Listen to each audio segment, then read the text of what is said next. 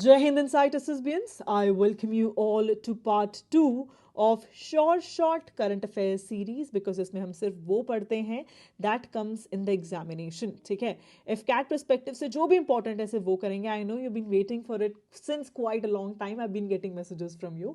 अब मैं आपसे और भी डिस्कस कर लेती हूँ इसके आगे कौन से पार्ट्स आने हैं. ठीक है, so सबसे पहली बात, within 2-3 days आपकी एक 100 करंट अफेयर्स वाली वीडियो आएगी. इसको 100% देख लेना. लास्ट टाइम डायरेक्टली हर शिफ्ट में 2-3 क्वेश्चन सीधे यहीं से आए थे. ठीक है, और इस वाली करंट अफेयर सीरीज में जैसे कि जनवरी कवर्ड नहीं होगा, as I be just launching it within 2-3 days, तो हम क्या करने वाले हैं, इसी वजह से पार्ट 3 भी रिलीज करेंगे इसी करंट अफेयर वीडियो सीरीज का, बिकॉज उसमें आपकी जनवरी की जो करंट अफेयर है वो कवर्ड होगी. One very important thing again, ये जो 100 करंट अफेयर्स है इसके अंदर हम डिफेंस के क्वेश्चंस ऐड नहीं करेंगे करंट अफेयर्स के, बिकॉज जो डिफेंस है हमें थोड़ी अलग तरीके से पढ़नी पड़ेगी, दैट इज करंट अफेयर्स और स्टैटिक साथ में. ठीक है, तो इसकी मैं एक अलग से वीडियो आपकी बनाऊंगी and I will be releasing it. तो आपको सिर्फ वो वीडियो कवर करनी है for all the defence current affairs and static, because आप जानते हैं डिफेंस से डायरेक्टली हर बार 2 से 3 क्वेश्चंस आते हैं. I hope this is all clear to you. तो क्या बोलते हो, let's start off with the questions right away. Coming to the first question, that is which of the following statement is incorrect. ध्यान देना, incorrect पूछा है, correct नहीं. So देख के फर्स्ट ऑप्शन खुश मत हो जाना, करेक्ट है और सीधा मार्क कर दो कहीं. ठीक है, अब बात करते हैं स्टैटिक के हिसाब से और करंट अफेयर्स के हिसाब से. बहुत जरूरी है. स्टैटिक में क्वेश्चन कैसा आता है, दैट इज इसरो जो है वो इंडिया की है, इसी तरीके से नासा जो है वो किसकी है, it is of United states of America. And JAXA वगैरह बहुत सारे आपसे क्वेश्चन जो हैं वो पूछे जाते हैं. अच्छा, जैक्सा किसकी है, चलो मैं आंसर नहीं दे रही, तुमसे ही पूछ रही हूँ, जल्दी से नीचे बताओ. अब अगर मैं बात करूं, जैसे कि ये क्वेश्चंस पूछे जाते हैं स्टैटिक में, इसी तरीके से आपसे क्वेश्चन जो करंट में पूछे जाते हैं वो कैसे आते हैं. जैसे कि अभी नीचे जो आपकी स्टेटमेंट्स है वैसे क्वेश्चन आएंगे. मिशन के रिगार्डिंग पूछ लेंगे, जैसे गगनयान मिशन है या फिर ये प्रोबा 3 मिशन है. इस तरीके से आपसे क्वेश्चन जो है वो पूछे जाएंगे. अब एक बहुत ही ज़रूरी चीज़, मैं टेलीग्राम पे तुम्हें फास्ट ट्रैक 30 करा रही हूँ, जिसके अंदर हम लोग 30 मोस्ट इंपॉर्टेंट टॉपिक्स कवर कर रहे हैं इन 30 डेज. बहुत छोटी छोटी फाइल्स हैं और मैं एक चीज़ की गारंटी देती हूँ, आउट ऑफ 25 क्वेश्चन यहाँ से एटलीस्ट 10 to 15 क्वेश्चन आएंगे तुम्हारे जीके में जिसमें तुम सबसे ज़्यादा डरते हो. सो प्लीज़ जाके वो आप यूटिलाइज करो. मैं डेली डालती हूँ and after 24 hours those files disappear. तो प्लीज़ मेक श्योर कि तुम रेगुलर हो एंड डेली ये कंप्लीट कर रहे हो. और ये एग्जैक्टली वो जो लास्ट मिनट रिवीजन मॉड्यूल मैंने सीडीएस का डाला था जिससे डायरेक्टली आपके 25 क्वेश्चन आए थे, एग्जैक्टली उसी की तरह है. So please go and utilize this. तुम्हारे लिए मेहनत कर रही हूँ ताकि तुम्हारे मार्क्स आ जाए. ठीक है, अब आती है बात, आपका जो पहले वाला स्टेटमेंट है that is Australian space agency और इंडिया की जो इसरो है उसने कोलैबोरेट करा है on crew and module recovery for what, India's Gaganyaan mission. पहली बात कर लेते हैं, what is this Gaganyaan mission. So ये गगनयान मिशन क्या है, इंडिया जो है उसने बोला है कि हम लोग एक मैन्ड मिशन जो है वो सेंड करेंगे. ओके, और इसमें हम अपने जो भी सेलेक्टेड लोग हैं उन्हें 400 किलोमीटर्स अवे, ठीक है, ऑर्बिट जो है वहां पर 3 डेज के लिए भेजेंगे and we will be bringing them back on earth very very safely. So ये है आपका गगनयान मिशन. अब गगनयान मिशन में ऑस्ट्रेलियन स्पेस एजेंसी का कोई रोल नहीं है कि वो कुछ करने वाले हो, बस एक चीज, एक पार्ट ऑफ गगनयान मिशन जो है उसमें कोलैबोरेट करा गया है, that is crew and module recovery part of this particular mission. ठीक है, तो ये बिल्कुल सही स्टेटमेंट है, ए इज करेक्ट. अब आ जाते हैं दूसरी स्टेटमेंट पे, that is your PROBA 3 mission. PROBA 3 mission की अगर मैं आपसे बात करूं, सो ये जो लेड किया जा रहा है that is by European space agency. ठीक है, and in collaboration with ISRO. What exactly is this Proba 3 mission, it is regarding sun का जो कोरोना है और सन का कुछ फिनोमिनन वो हम रीड करना चाहते हैं. तो उसके लिए ये कोलैबोरेटेड मिशन है और इसके अंदर PSLV XL रॉकेट जो है that will be going, please take a note, very very important.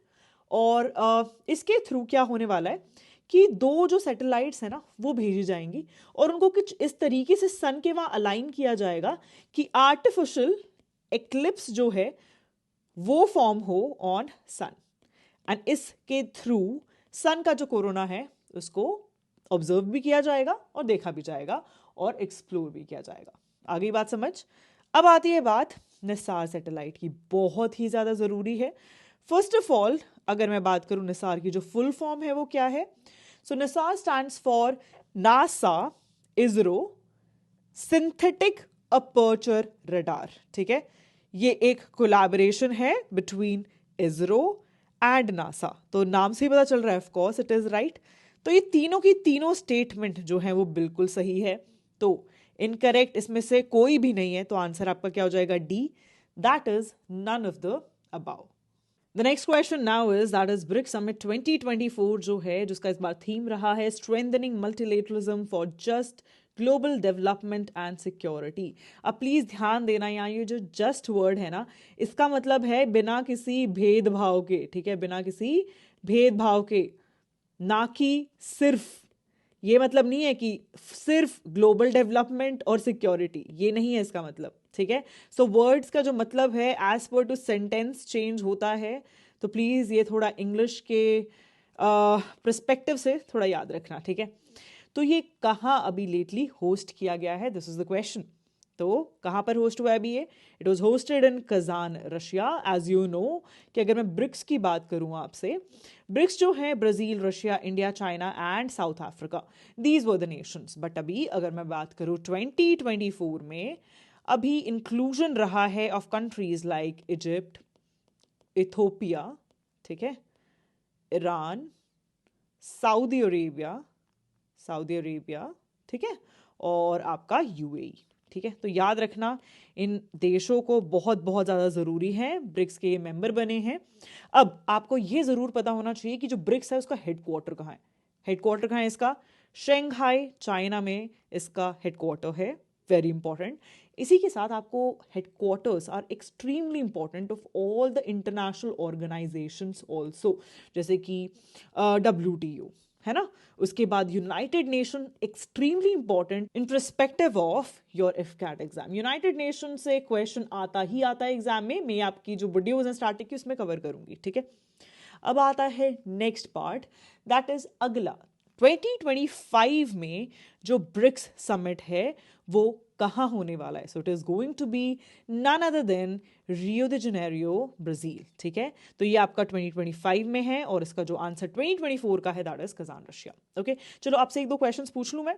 ASEAN जो है उसका मुझे एक तो हेडक्वार्टर बताओ फर्स्ट ऑफ ऑल, दूसरा SCO, इन दोनों के मुझे आप हेडक्वार्टर्स नीचे कमेंट में जल्दी से बताओ, लेट मी सी कितने लोग हैं जो रेगुलरली पढ़ाई कर रहे हैं। ओके, अब आता है next question, that is what is the name of advanced artillery weapon system जो कि DRDO ने डेवलप किया है लेटली। एंड अगर मैं बात करूँ इसका जो ट्रायल रहा है दैट वाज इन 3 phases। ठीक है, टेस्ट जो था 3 phases के थ्रू रहा है and it had been successful.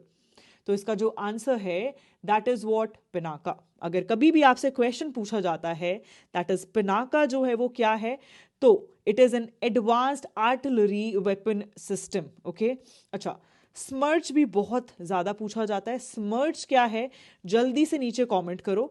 ये भी मैं तुम्हारा जो 30 टॉपिक्स करा रही हूँ उसके डिफेंस सेक्शन में मैंने कवर किया है।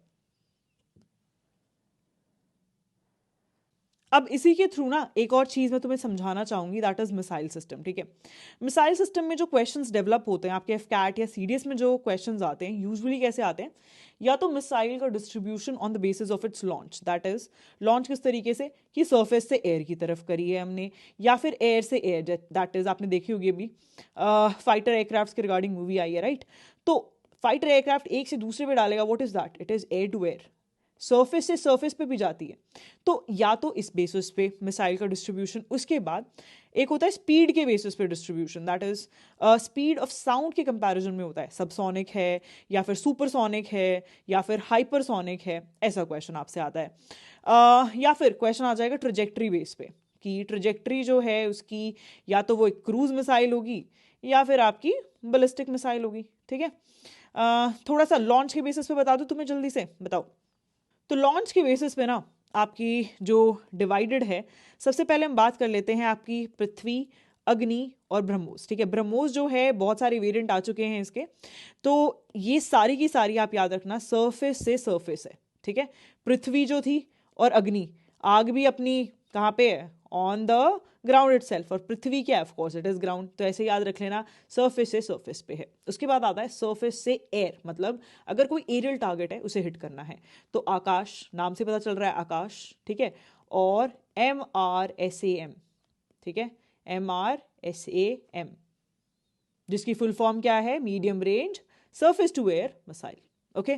फिर एयर से अगर ऊपर से कोई नीचे सरफेस पे, दैट इज कोई प्लेन है, हेलीकॉप्टर है, वो अगर लॉन्च कर रहा है, that is named as Helina, ठीक है। हलीना जो है हेलीकॉप्टर बेस्ड नाग मिसाइल है, ठीक है। हलीना जो है दैट इज आपकी हेलीकॉप्टर बेस्ड नाग मिसाइल है। उसके बाद अस्त्र आ जाती है, अस्त्र, ठीक है। ए से याद रखना, एयर टू एयर, याद रहेगा, ठीक है।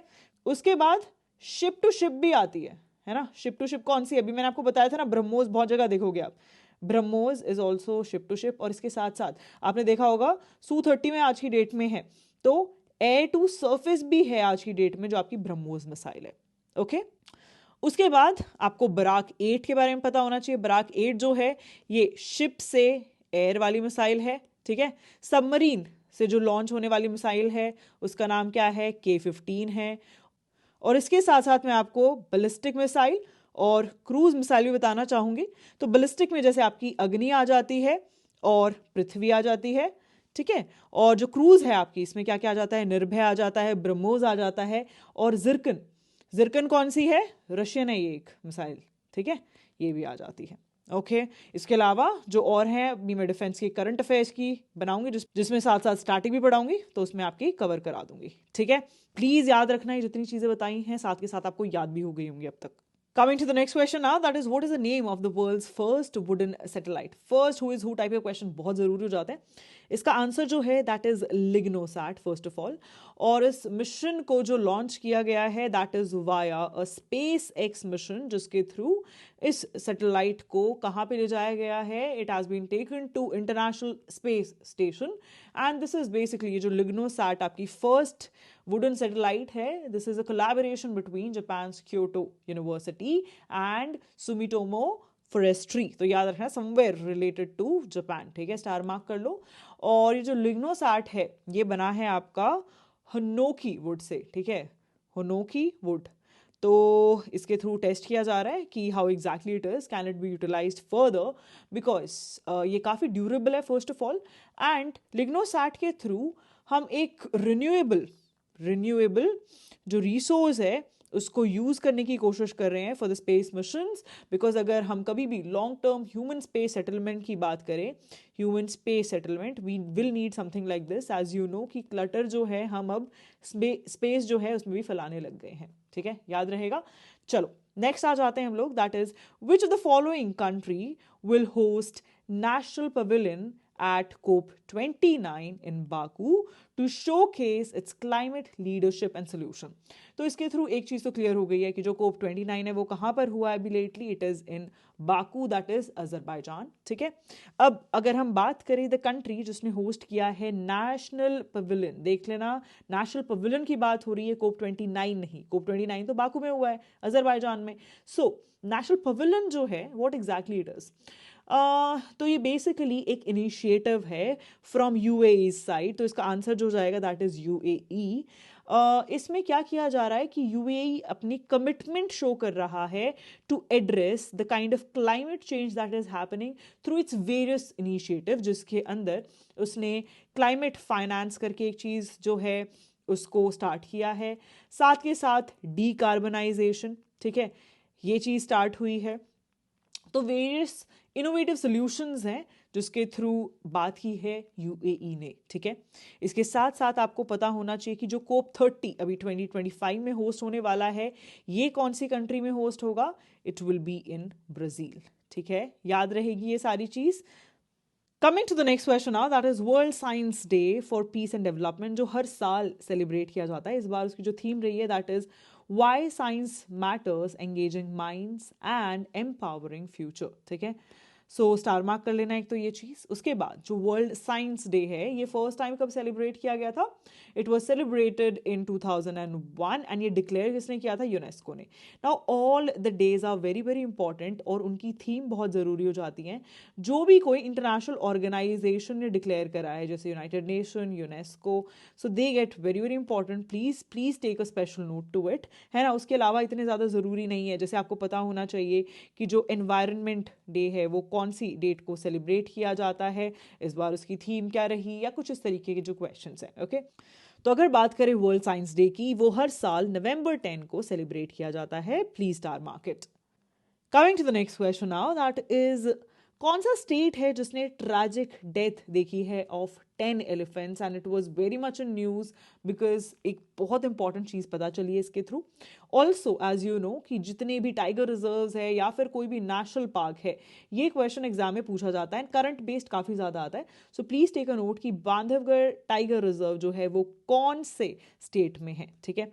सो ये जो है this is actually in Madhya प्रदेश, और मध्य प्रदेश में एक बहुत इंपॉर्टेंट चीज़ जो है वो प्रोड्यूस होती है। Madhya Pradesh is the largest producer of the millet named as kodo millet. और इस कोडो मिलेट के बारे में कुछ बताना चाहूँगी मैं आपको। कोडो मिलेट जो है ये एक्चुअली इसके अंदर होता है CPA। CPA जो है दैट स्टैंड्स फॉर साइक्लोपायाजोनिक एसिड, ठीक है। ये एक बहुत ही टॉक्सिक क्या है? माइकोटॉक्सिन है, ठीक है, जो कि एक फंगल इन्फेक्शन के थ्रू प्रोड्यूस किया जाता है। ओके, तो ये जो पर्टिकुलर कोडो मिलेट है ये इन एलिफेंट्स ने कंज्यूम किया, एंड इसकी वजह से ये जो फंगल इन्फेक्टेड क्रॉप्स थी, कोडो मिलेट थी, all of these died. Okay, and these fungal infections in the crop were majorly seen in the areas जहाँ पर बहुत ही poor soil quality थी, ठीक है। So please take a note of it. इसी के साथ मैंने आपकी बहुत सारी चीज़ें कवर कराई हैं। सबसे पहली बात, बांधवगढ़ टाइगर रिजर्व कहाँ है, ट्रैजिक डेथ कहाँ पर हुई है। आई ऑल्सो शेयर्ड माइकोटॉक्सिन जो कि फंगल इन्फेक्शन से होता है। कोडो मिलेट के बारे में बताया, ये कहाँ पर है, this is in Madhya Pradesh. Take a note of it, very very important. Okay, coming to the next question now, that is Global Innovation Index. अब जितने भी इंडेक्सेस है ना उसमें इंडिया की क्या पोजीशन रही है या फिर फर्स्ट कौन आया है, ये बहुत ज़रूरी हो जाता है, ठीक है। तो अगर मैं ग्लोबल इनोवेशन इंडेक्स की बात करूँ, ये WIPO जो है वो रिलीज करता है। अगर मैं 2024 में इंडिया की रैंकिंग की बात करूँ, so India has improved a lot. इस बार जो पोजीशन रही है that is 39th out of 132 economies, ठीक है, very very important.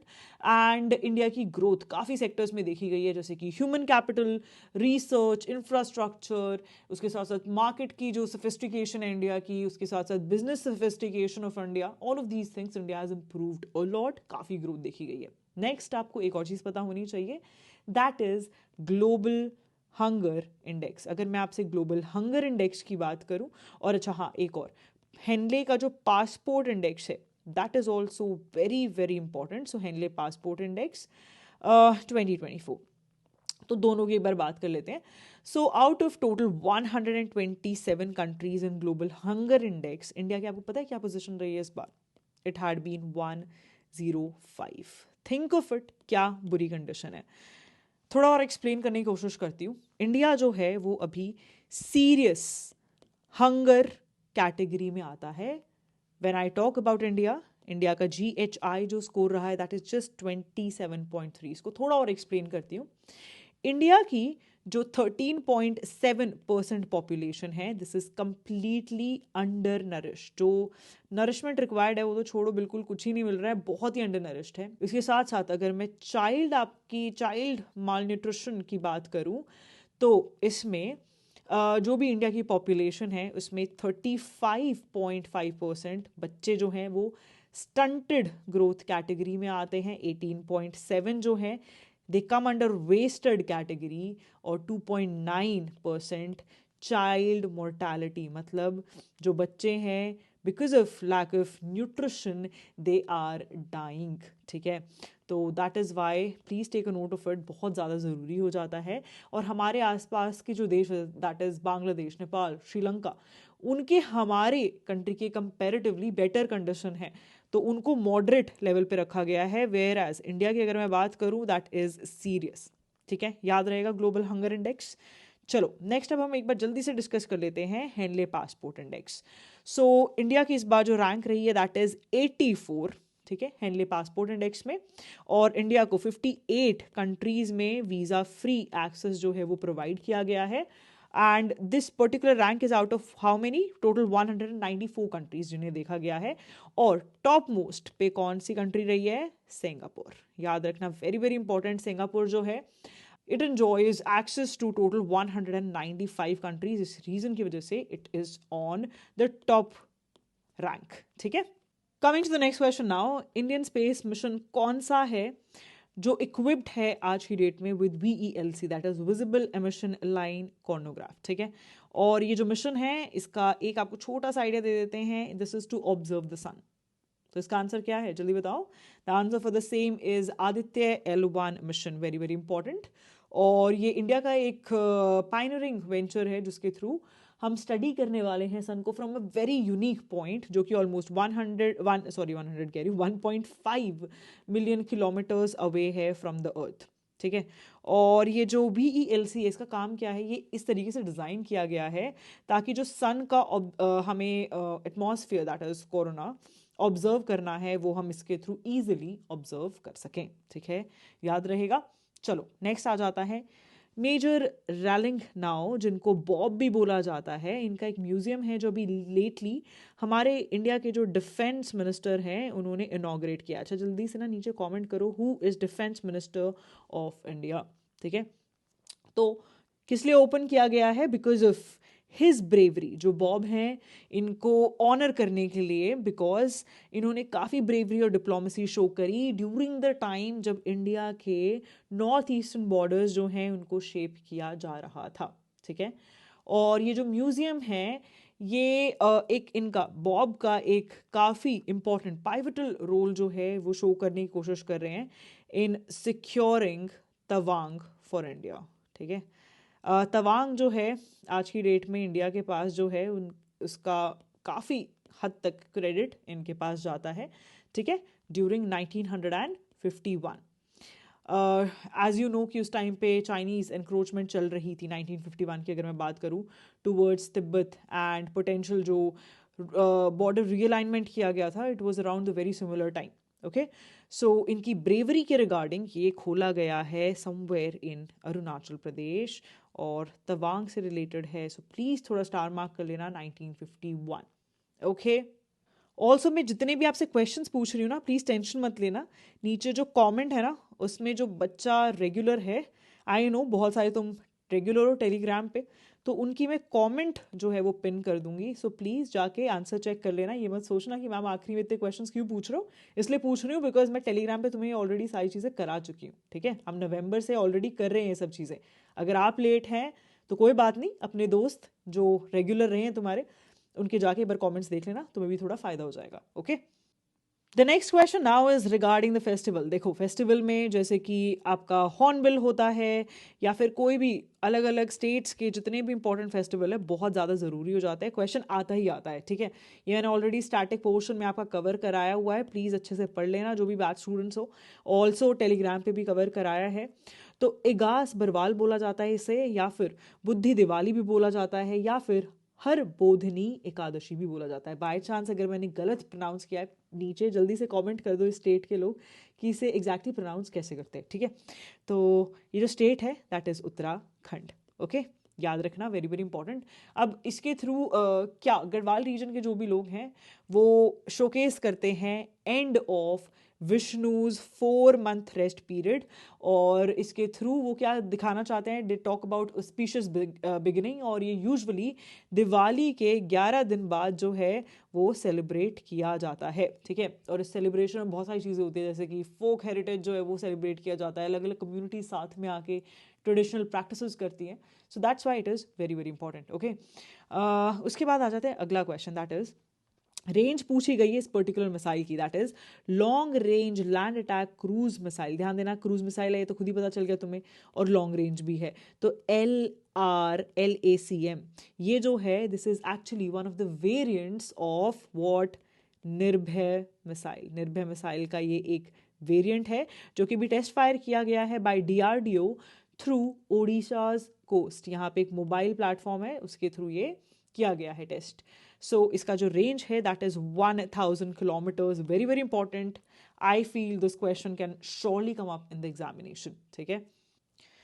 Coming to the next question that is prestigious Booker Prize. देखो बुकर प्राइज बहुत ज़रूरी है, और ये करंट अफेयर्स के साथ साथ आपको इंडियंस भी पता होने चाहिए। तो अभी नेक्स्ट मैं आपके साथ वही डिस्कस करूंगी कि फर्स्ट हु इज हु अगर आ जाए तो आपको पता होना चाहिए।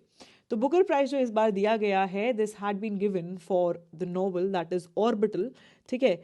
और ये एक फिक्शन नॉवल है जो कि इंटरनेशनल स्पेस स्टेशन पे एक बेस्ड नोवेल है। That's why it is very very important. और ऑर्बिटल के थ्रू शोकेस किया गया है कि कैसे 6 एस्ट्रोनॉट्स जो हैं वो जाते हैं और एक्सप्लोर करते हैं humanity's connection to Earth through perspective of all these 6 astronauts, ठीक है। तो इसका जो आंसर है दैट इज़, ये एक ब्रिटिश ऑथर है जिनका नाम है समांथा हार्वे, ठीक है, ब्रिटिश ऑथर हैं। तो she has lately won the Booker Prize that is in 2024। याद रखना, एक्सट्रीमली इंपॉर्टेंट स्टार मार्केट, ठीक है। अब जल्दी से डिस्कस कर लेते हैं इंडियंस जिन्होंने बुकर प्राइज जीते। क्वेश्चन कैसा आता है कि फर्स्ट इंडियन कौन है जिन्होंने बुकर प्राइज जो है वो जीता, ठीक है, ऐसा क्वेश्चन आ जाएगा। तो आप क्या करेंगे, आप जल्दी से जाएंगे VS नायपॉल, उनको टिक कर देंगे, नहीं ये भी नहीं है। आप जाके सलमान रश्दी को कर देंगे, नहीं ये भी नहीं है। इसका आंसर क्या है, अरुंधति रॉय। अच्छा आप एक तो ये चेंज कर लाइए, इट इज 1997, ठीक है। आप देखोगे 1971 इनको मिला है, 1981 इनको 1997। तो why she is the first Indian Booker Prize winner, reason इसका ये है कि ये दोनों जो हैं they were from Indian origin, ठीक है। इंडियन ओरिजिन का क्या मतलब होता है कि फोर फादर्स जो थे वो इंडियन थे, लेकिन ड्यूरिंग दिस टाइम जब इन्हें मिला बुकर प्राइज, उस टाइम ये इंडिया के नागरिक नहीं थे, ठीक है। तो अरुंधति रॉय जो है she is the first Indian Booker Prize winner. और इनके जो सबसे इंपॉर्टेंट चीज़ जो है दैट इज़ कि इन्होंने बुक्स कौन सी लिखी है। क्वेश्चन कैसे आ जाएगा कि अरविंद अडीगा जो हैं उन्होंने कौन सी लिखी है, the white tiger. Kiran Desai ने कौन सी लिखी है, द इनहेरिटेंस ऑफ लॉस। तो इसमें क्वेश्चन एक तो बनता है फर्स्ट इंडियन वाला, दूसरा बन जाता है बुक्स, ठीक है। तो आप प्लीज़ ये याद रखना, अगर इंडियन ओरिजिन पूछते हैं, first Indian origin Booker Prize winner, तो आ जाएगा VS नायपॉल, याद रहेगा। Coming to the next question, that is, what is the primary goal of newly inaugurated प्रधानमंत्री भारतीय जन औषधि केंद्र at railway station? देखो औषधि से ही तुम पता लगा लोगे what exactly it is। Rest house भी नहीं होगा, क्वालिटी फूड सर्विस भी नहीं होगा, expansion of railways of course not. तो क्या हो जाएगा, अवेलेबिलिटी ऑफ क्वालिटी मेडिकेशन, ठीक है। अफोर्डेबल प्राइस पे पैसेंजर्स जितने भी हैं उनको दी जाएंगी affordable price, very very important, ठीक है। इसके बाद आ जाते हैं that who made the history by becoming the first Indian cricketer। First Indian cricketer कौन है जिन्होंने स्कोर की century in consecutive T20 innings. First Indian बने हैं, कौन है फर्स्ट इंडियन, तो आपके संजू सैमसन है। लेकिन अभी एक और हैं जिन्होंने ज्वाइन किया and he became the second one जिन्होंने इस एलीट लिस्ट को ज्वाइन किया। और जो सेकंड वन है दैट इज तिलक वर्मा। तो याद रखना, फर्स्ट ये हैं और सेकंड ये हैं। क्रिकेट के रिगार्डिंग क्वेश्चंस काफ़ी ज़्यादा आते हैं, specifically first who is who से रिलेटेड आ जाएगा, या फिर जो उनका फेवरेट है दैट इज़ एशेस कप, ये मैं आपका स्पोर्ट्स में कवर कराऊंगी। या फिर जो क्वेश्चन आ जाता है यूजुअली कि वर्ल्ड कप जो है फर्स्ट टाइम वनडे फॉर्मेट में, या फिर वन जो ODI होता है ना, वनडे इंटरनेशनल फॉर्मेट में, T20 फॉर्मेट में कब खेला गया, ठीक है। So these are the kind of questions that come from cricket. और स्पेसिफिकली जो क्वेश्चन आता है दैट इज़ बाइज, इसका मीनिंग क्या होता है, तो ये मीनिंग भी बहुत ज़्यादा ज़रूरी है। So all of you who are studying GK please take a note of it, है ना। नेक्स्ट आ जाता है what is the name of India's heaviest communication satellite, जो कि लॉन्च की जाएगी बाय SpaceX Falcon 9। तो इसका जो आंसर है दैट इज GSAT-N2, ठीक है। इसका जो वेट है दैट इज 4700 kgs, और इसकी जो ऑपरेशनल लाइफ रहेगी that is going to be 14 years तक रहेगा। और इंडिया का LVM-3 जो है that is going to be the launch vehicle, ठीक है, लॉन्च व्हीकल रहेगा. So take a note of it. The next question is that UNWTO जो है उसने इंडिया के कौन से स्टेट की विलेज जिसका नाम दुधमरस है उसे सेलेक्ट किया है एज बेस्ट टूरिज्म विलेज. और ये जो एप्लीकेशंस आए थे, टोटल ग्लोबल 260 एप्लीकेशंस आए थे, उसमें से जो छत्तीसगढ़ की ये विलेज है which is in a Bastar region of Chhattisgarh, उसको सेलेक्ट किया गया है. So very very important. Coming to the next question that is MACE observatory, जो कि एशिया की लार्जेस्ट और वर्ल्ड की हाईएस्ट ऑब्जर्वेटरी है, जहां पर एक टेलीस्कोप जिसका नाम क्या है, शेरनकोव, उसको प्लेस किया गया है. ठीक है. और अगर मैं बात करूं इसे कंस्ट्रक्ट किसने किया, बार्क, इंडिया का. तो ये इसलिए इंडिजिनस भी है. ठीक है. तो ये कहाँ पर है, it is in Ladakh. Please take a note of it, star mark कर लो, बहुत ज़्यादा ज़रूरी है. लद्दाख में भी, हैनले में. ठीक है. और ये जो टेलीस्कोप है it is very crucial because इसके through high energy gamma rays जो है वो स्टडी की जाती हैं. और ये क्वेश्चन मेजरली आपके CDS में पूछा जा सकता है. सो CDS परस्पेक्टिव से इसको याद रखना अगर कोई CDS का एग्जाम भी दे रहा है. ठीक है. फिर आ जाते हैं कि ऑपरेशन अभी लेटली गवर्नमेंट ऑफ इंडिया ने लॉन्च किया था जिसके थ्रू हमने ह्यूमैनिटेरियन रिलीफ जो है कुछ कंट्रीज़ को दिया है जो कि इफेक्टेड थी बाय टाइफून यागी. सबसे पहले कौन कौन सी कंट्रीज़ हैं, the countries are Vietnam, Laos and Myanmar. ठीक है. तो इसका नाम क्या है, the name of the same is operation Sadbhav. Take a note of it, operation Sadbhav. अच्छा, एक और बहुत इंपॉर्टेंट चीज़ इसके साथ साथ अगर मैं बात करूं, इंडिया ने 15 टन ऑफ ह्यूमैनिटेरियन एड जो है वो दी है टू अ कंट्री जहाँ पर सिवियर फ्लडिंग जो है वो देखी गई है. तो कौन सी कंट्री है, the answer for the same is Nigeria. और नाइजीरिया बहुत ज़रूरी हो जाता है because first of all after 17 years Indian prime minister जो हैं वो नाइजीरिया गए हैं और हम लोगों ने वहाँ पे इन्वेस्टमेंट करने की सोची है. And this is going to be $27 billion का investment. So that's why it gets very very important. ठीक है.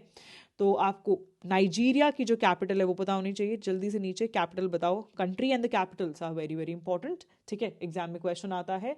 और इसके साथ साथ एक और बहुत इंपॉर्टेंट है, सुरिनाम. ठीक है. सुरिनाम जो है यहाँ पर भी इंडिया ने सपोर्ट दिया है और फूड ग्रेन्स एक्सेट्रा एडिबल्स जो हैं वो भी इस देश को दिए हैं. ठीक है.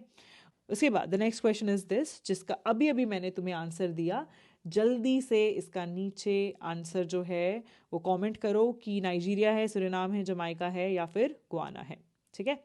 नेक्स्ट आ जाता है which vessel will lieutenant commander Rupa and lieutenant commander Dilna use to circumnavigate as a part of Navika Sagar Parikrama two. बहुत ज़्यादा ज़रूरी क्वेश्चन है. You will surely see this question coming somewhere or the other. इसका जो आंसर है that is INSV Tarini. Extremely important. ठीक है.